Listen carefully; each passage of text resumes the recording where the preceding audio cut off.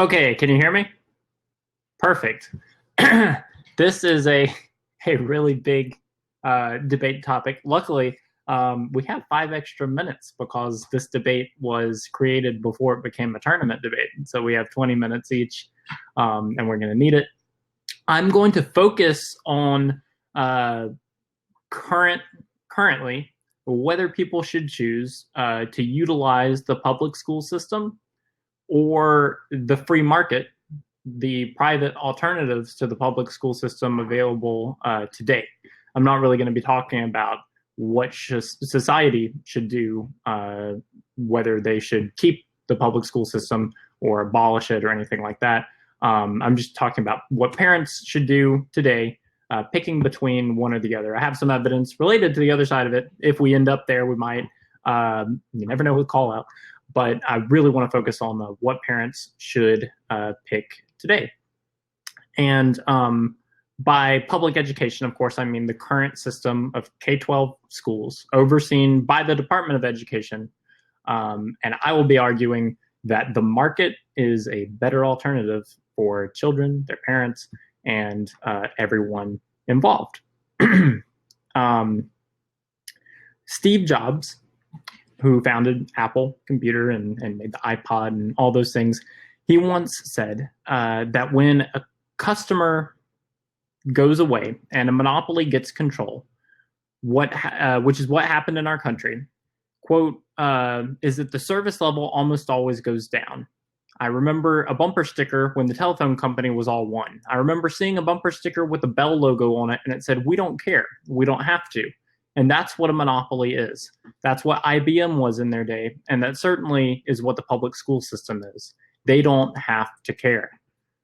And then he went on to say that in his ideal system, the market competition model, this is a quote, the market competition model seems to indicate that where there's a need, there will be a lot of providers willing to tailor their products to fit that need, and a lot of competition, which keeps forcing them to get better and better. And this was definitely true. Before the federal government took over control of schools away from localities, we had some of the highest literacy rates in the world. And today, we score a lot lower on a lot of different areas than we did back then. And it's why I was very appreciative to have been taught in a free market manner myself, and why I am planning on teaching my daughter in a free market manner also. Now I'll pass the mic.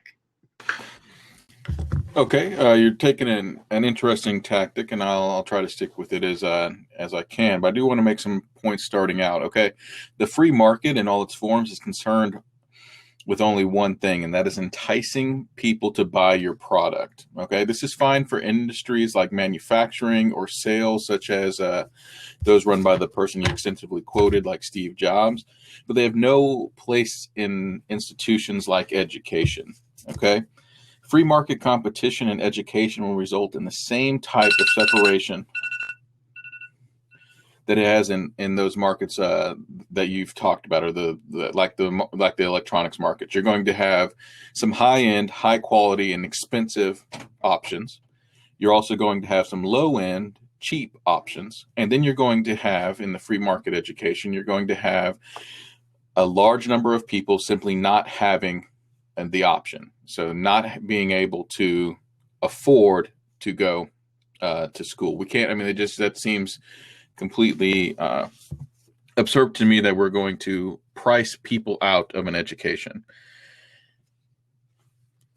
Government-controlled education, or public education like we have, is designed to provide the minimum necessary education to everyone. And this means everyone. This means every student, regardless of their means, regardless of their ability. This is something that cannot be provided by the free market because it is fundamentally opposed to it. Those students who don't have the means and don't have the ability to function in the free market or meet the standards of whatever arbitrary standards we have in the free market system will simply be cut out of it. So this happens by anyone who can no longer afford to purchase the new product because it has gotten too expensive. If you believe it important that every child be educated, then you should understand that the public education is greater than a free market one. Now, that is how I interpreted this debate. Now, you're going to bring it by, you're saying that a particular type of free market education is superior than to the average public education. So I'm going to make just a simple point here, is that just like there are varying examples of free market education from the high end to the low end, there are also varying types of public education. So there's going to be no difference there. So if you're going to say that on average, a certain group of people are going to outperform, the education itself is going to be better, I'm going to resist that there. So I'll pass the mic back. Yeah, I have a question for you, and then I'll move on. My question is, do you think that it's important that people eat? It's not important that people eat. It's necessary that people eat. Okay, I mean, it's more than important. It's necessary. Right. Just like education is something we value a lot. Food's something we value even more. Food is incredibly important. However, we don't have a public system of providing food to people, right? And people are being reached with food at every price level. No one is completely starving in America. No one really starved to death in America. There are food banks, there are charities, there are homeless shelters. There's a million different ways to get food in America. We would never even think of nationalizing the food industry or requiring people to buy food from public food stores. So if that's so, obviously you just agreed it's more critical than education. Why can't we consider doing the same thing with education? Okay, first, I think you're making a false equivalency here. Food in America is not available at every price point. For certain individuals in our population that don't have the means to provide themselves for food, the government does step in and provide themselves for food. So the government ensures that every person, that regardless of their means or the ability, has food. You agree with that? We have programs set aside for that. I'll ask you a question now and put it back in your court. Do you agree that the free market would allow those people who cannot afford even the lowest price for food, will simply allow them to die and not feed them, then make them reliant upon the generosity of others or begging or stealing, that the free market itself will simply say, if you can't afford this lowest price food, if it costs more for me to put it on the shelf and make this food for you than what you can pay for it, and there's no profit in me, then those items will go away. So the people who can't afford it, the free market will just eliminate those purchasers, and they will have to go to some other means that would move them outside of the food market system. No, of course not. That's ridiculous, because people in a free market system, what I really mean is a non-governmental system, right? And people for all of history, especially in America, have always instituted institutions to help with all sorts of social issues, from education to food, and the government hasn't had to get involved. However, I would like to point out one other important thing, and that's that in one definition of a free market education, and this is from the Rand Institute in a white paper they did, they said they define it as a method of extending both parent and pupil choice and control over educational services and institutions, either by abolishing taxes and allowing each family to select and support its own child's education, or by redistributing educational taxes directly to parents to spend in the market via their choice.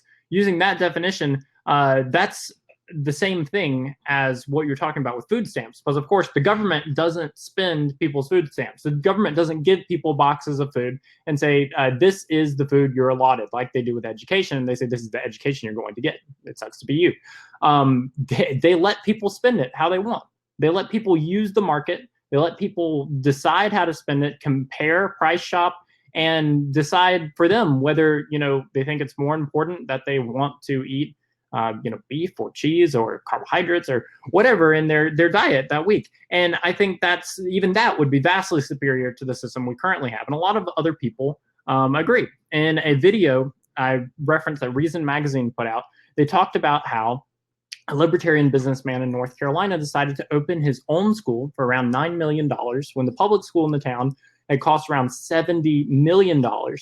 And how his students are just excelling. The school is going great. He's planning to branch out into other states because he realized there is just a low level of success at doing what schools were originally meant to do, educate children in the public schools. And one of the almost Dilbert-style, ridiculous, nonsensical problems he pointed out was that in the public schools, you have to be licensed by the government to teach.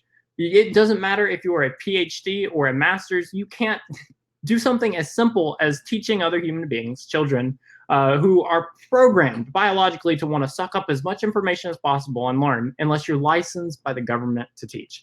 And I'm going to go into a lot of the problems with that in my next speech, some of my personal experiences with my family and myself individually, and point out how I think taking your children out of that lowest common denominator pool and seeking a market alternative is better.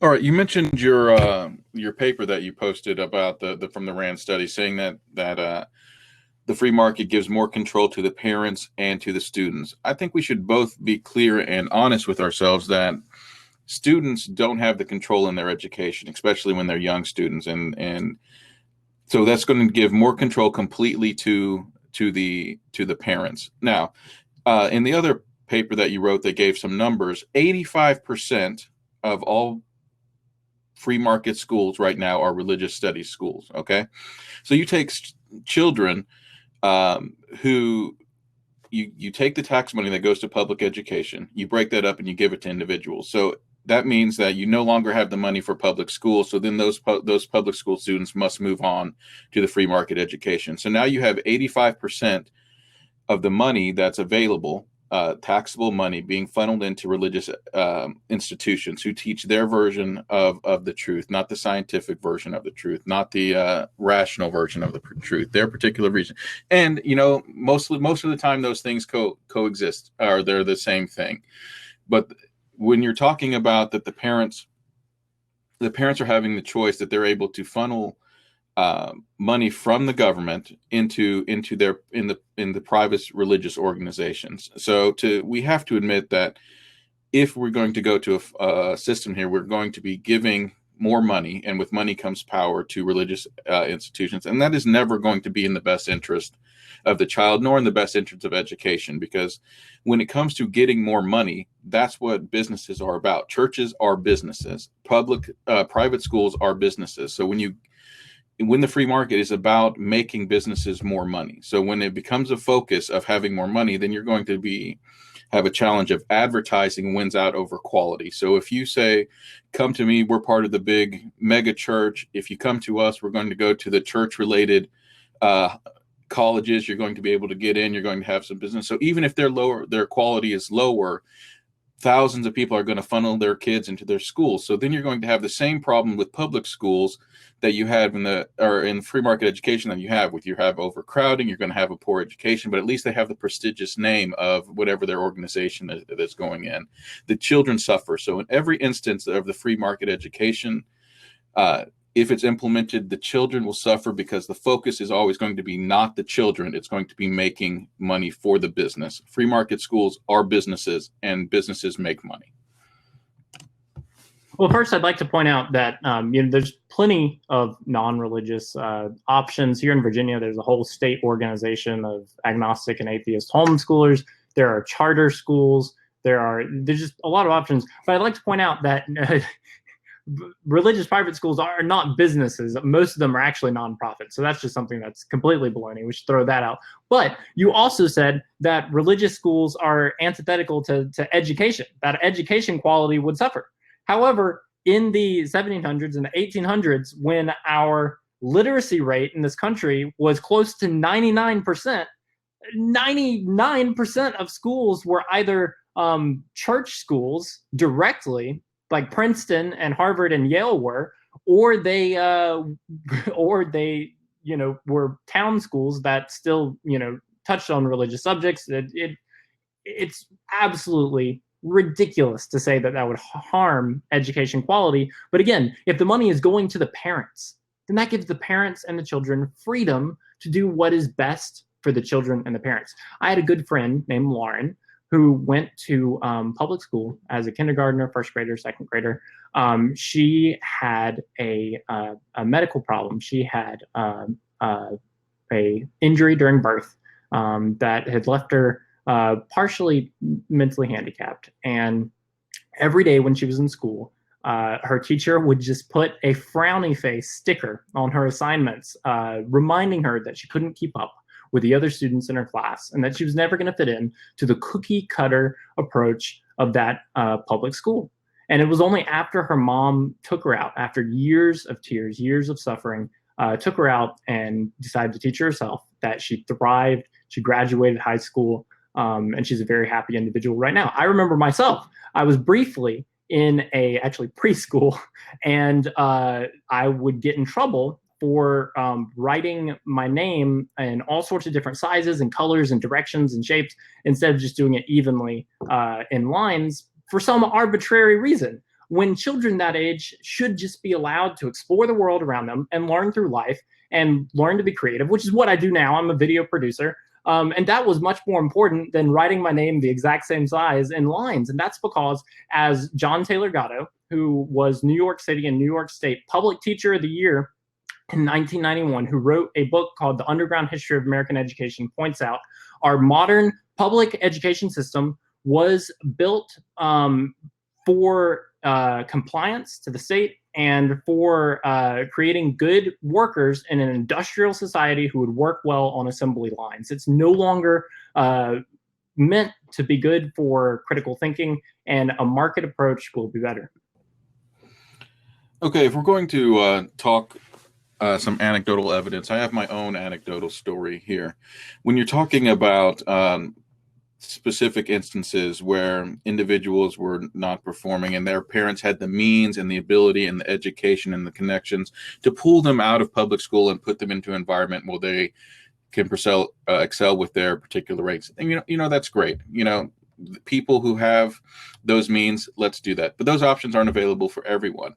I'm going to tell you a story about a kid here in our community that we're familiar with. Okay. His dad went to jail for life for getting involved in drugs that led to a murder. Mother is on drugs, in and out of homes.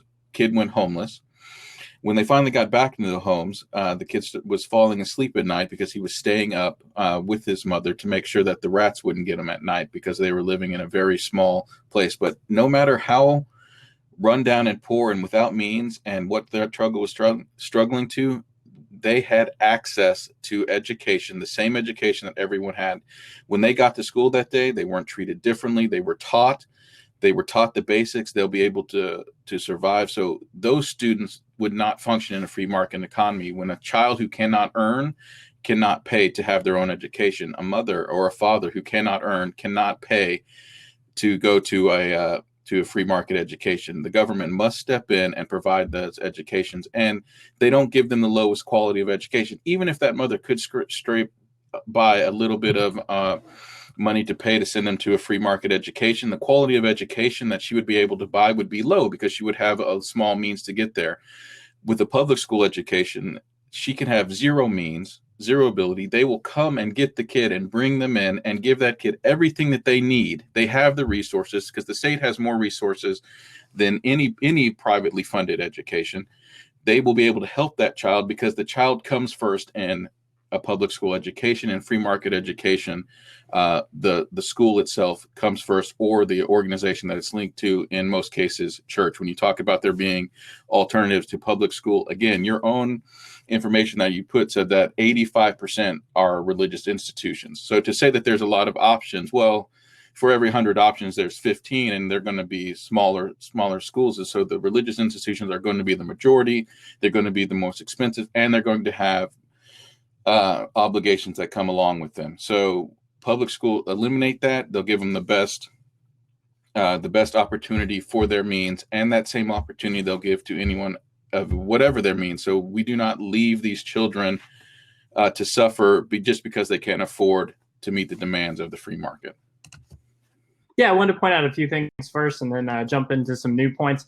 The first one is obviously that kid should be taken away from his parents. If he's living in a place with rats and if his mom uses drugs and his dad's in prison, obviously no one should be parenting him in that household, and he could be put in another household.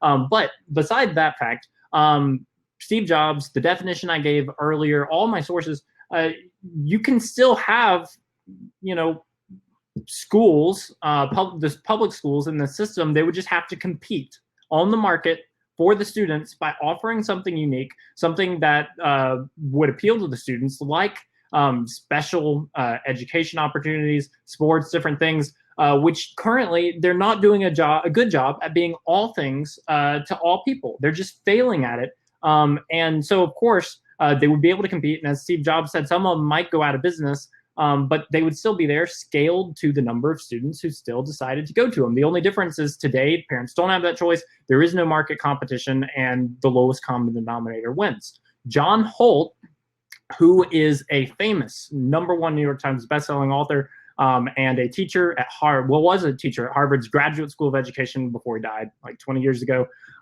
He was an education theorist, and he favored completely changing the way we do education and saw major problems in the public school, even though he started out like John Taylor Gatto, the guy I quoted earlier, as a public school teacher.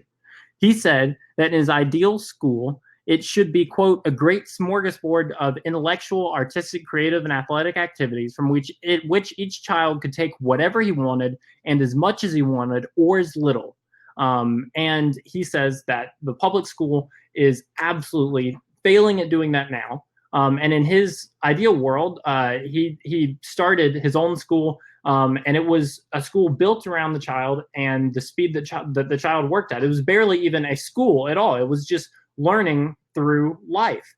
Because as he pointed out, and as John Taylor Gatto pointed out, and as a lot of other well-educated former public school teachers like themselves have pointed out, children are not meant to learn through bells and periods. Just human beings do not learn well divided up into learning a bunch of different things at once. We're supposed to learn one thing at a time. They don't learn well when they can't be around people in different age groups, learning from people who are wiser than them. They don't learn well when they're separated from their community and their family. They don't learn well when they spend 12 hours inside a cinder block prison, if you will. They can't, just go out into the real world. It's just an upside down way of learning. And in my next speech, I'll point out how today, through the internet, there are free alternatives that have better results than public school, absolutely free in the market. Okay, everything that you've mentioned in this last speech to me doesn't seem like an advertisement for free market education so much as here are some things about public education that could be different to make it better, that these particular things where we aren't doing that well, but we are providing it. I mean, a public education is provided to everyone regardless of their means. We can agree on that. That is not done in a free market education. It's not provided by everyone. That is simply not available in the free market. You're saying that you do think students learn a particular way better in certain circumstances. Well, I'm here to tell you that the public school system has an effective way to teach children, and maybe there's certain aspects of it that might be better. There's certain aspects that might be worse, but in general, the public school system is the most efficient way to prepare students to go out and look and work in the world. We know that because 98, or according to your own statistics, 93 or more percent of students who graduate and go on into the workforce and that live and grow into adulthood attend a public school system. So it is effective in creating these these Harvard professors that you're talking about. I would say that nearly all, or if not all, of professors at Harvard and Yale went to at least partially some sort of public school system. I mean, I'd love to be able to see, if you went to just college professors, how many were public school graduates, and I would say it would be at least 94% of them, because that's what the breakdown is. Now, so you're to say that that public school system is somehow failing students, it's just simply not. That is just simply not what it shows. We can put out that say, oh, here's some aspect that if we could do this sort of thing, it would make public school better. But you can't do that in a public school environment. And you're right. Sometimes in a public school setting, when you have students coming in from all different backgrounds, you have 25 kids and a trained educator who's taught to be a teacher, not who has area expertise, because they're bringing these children from nothing. Students who have nothing, they have no home background. Both parents work. There is no place for them in the free market. There is no place for them if they don't have parents who are able to put the effort, if they don't have the parents at home. What you're talking about is what most public school people have, and that's supportive parents. All you're talking about having is a school that has supportive parents. If you want to argue and say that it's better for students to have supportive parents than not have supportive parents, we're not going to have a debate there. I agree with you. Yeah, no, that's not all of what I'm saying. I totally agree. Supportive parents can make the difference in a public school education. But I think, as I pointed out in my last speech, and as the renowned education theorists John Taylor Gatto and John Holt have both written extensively about, there are terminal problems with the public school system in America.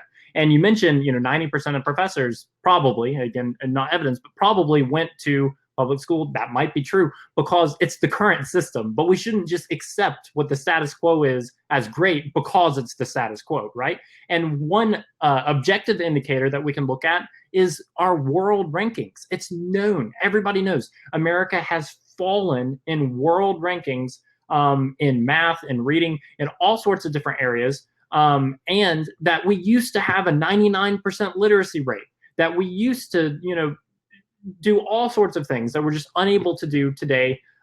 John Taylor Gatto points this out in one of his books. He says that after every draft that we had in the 20th century and after each war, the Defense Department does a study of how many soldiers could comprehend a basic newspaper article. And over the entire course of the 20th century, it sank and sank and sank and sank and sank, and was alarming to some of the people at the Defense Department, because it is starting to affect our national defense, how poor American education is. And I know this firsthand because in one of the towns next to where I lived, in Petersburg, Virginia, the schools were not accredited. The public schools had lost their accreditation because they were so bad. My mother knew this. She grew up in Selma, Alabama, where her high school biology professor told her that humans and dogs could have children, but that this was illegal in Alabama. He didn't even know how genetics work, how reproduction worked biologically, and he was the biology teacher. There are so many problems with our public schools and in the whole approach they take that I mentioned earlier, dividing up time, walking children away. It just doesn't work. And there are free alternatives. Khan Academy is one of those. They have entire courses completely for free online, including AP and SAT prep classes. It's shown that they're more effective than your average public school SAT prep. Their people score higher. One of their students, who was a high school dropout, ended up getting into Princeton. They've educated people in Afghanistan who were forbidden by the Taliban from learning. There are entire Harvard courses you can audit online today. There's all of Wikipedia, every classic known to man. But more important than that, there's the real world where kids could get out and learn about things they're passionate about, like I got to do by, just picking up a camera, by teaching myself how websites worked on a computer, by going out and exploring nature. Okay, I want to render one of your points about the status quo, that this system that we have now is the status quo. I want to render it moot, okay? You said in your earlier speeches today that not too very long ago that the system that you're talking about is what was the status quo, and we changed it. Now, we wouldn't have changed from that system if the current system wasn't better and didn't produce better results. It obviously has, which is why we've seen such great advancement in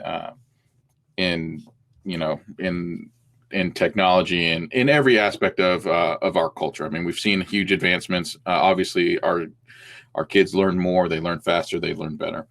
I think this is pretty clear to everyone. Now you're making arguments and you use some examples about teachers who don't know certain subjects that they were working at. A particular teacher in a particular school was confused about some particular subject. I want to tell you, I just don't understand how a free market education that, as you said, it's ridiculous for teachers to have any sort of government mandated certification or a knowledge test. Get rid of that in order for them to be a teacher, and you're going to put them into the free market education. If you're going to take away some sort of standards, when we have the standards, we have people fail to meet them, you're going to remove the standards at all, and you're going to have people saying who knows what and having what sort of backgrounds teaching classes. Remember, we have 85% of these schools being religious. So of the people in the United States, 50% don't believe that evolution is true.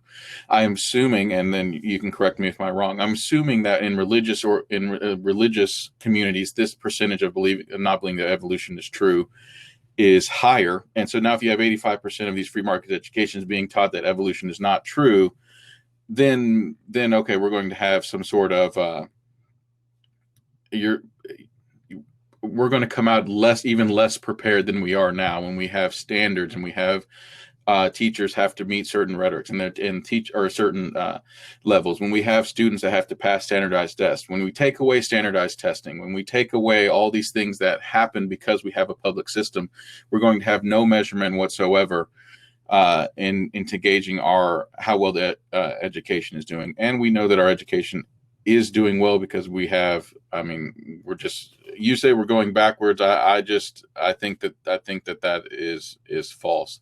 To say that people can't understand I would love, did you post an article that had those statistics that I missed about the literary statistics? I would love to read that because I just think that that's simply false. I think we've talked about it before. I could post something about that. I actually didn't, but I'm assuming the judge has read stuff like that before. It's pretty universally talked about in left and right wing circles, pro public school and anti public school circles. Everyone is concerned with where we are in STEM, where we are in reading. We aren't where we used to be.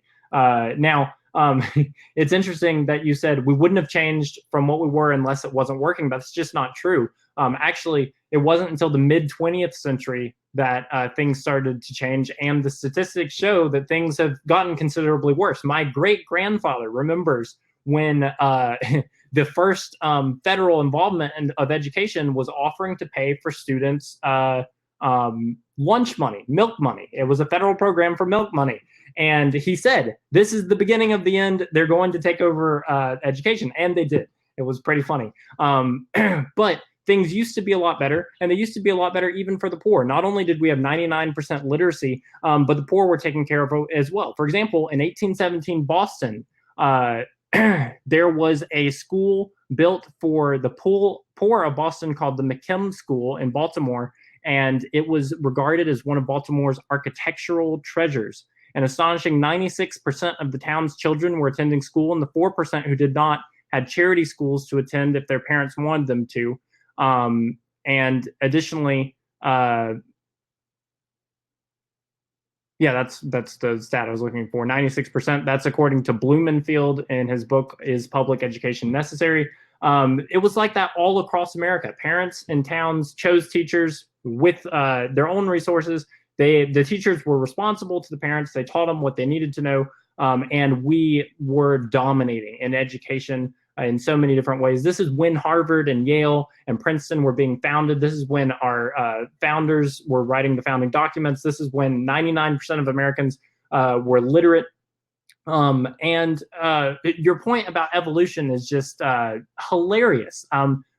Reading is more important than what you believe about scientific theories that have no bearing on the reality of what we do today. Ben Carson, I think he's a little bit nutty. He's kind of crazy. He's a terrible politician. He's a weird guy, right?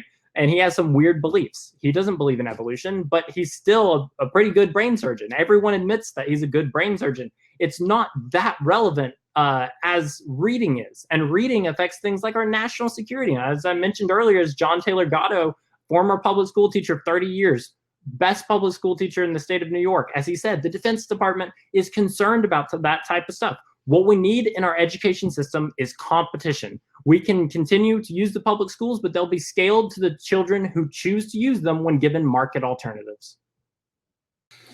Okay, when we're talking about scale to the children who choose to use them when giving market alternatives, again, these are children we're talking about. So it's not the children who use it, who choose to use them. It's the parents. So we're saying that we're having the parents. So we're trusting these parents who want to have what's best for their children, and every single parent wants what's best for their children. So if you're going to have these different tiered levels of market education, only certain parents are going to be able to afford the high-end education. That's just how the free market works. And then you're going to, as they're able to afford less, the education value is going to, or the education that they're going to be able to afford is going to get low. So you're going to have poor people who are going to not be able to afford a quality education, or the education of the same quality as someone who has rich parents. So children, through no fault of their own, based simply on where they're born in the hierarchy, are going to be able to benefit from a greater education or a worse education. Their parents aren't going to be able to help them. They're not going to be able to get the opportunity that the state now provides for those students. So basically, rich parents are going to have well-educated kids. Poor parents are going to have poorly educated kids. The gap is going to increase, and it's just simply going to lead to a separation. I mean, it's just clearly the wrong way for education to go. The free market should not control. Money should not decide. Money, a parent's money, a family's money, something the child themselves has no control over. They can't control what family they're born in. Every single kid wants to be born into a rich, powerful family that can get them the best tutors. Not every kid can afford that. The state steps in and says, no matter where you come from, no matter what, you're going to be able to get this minimum level of education. That minimum level is going to be greater than the majority of people are going to be able to afford.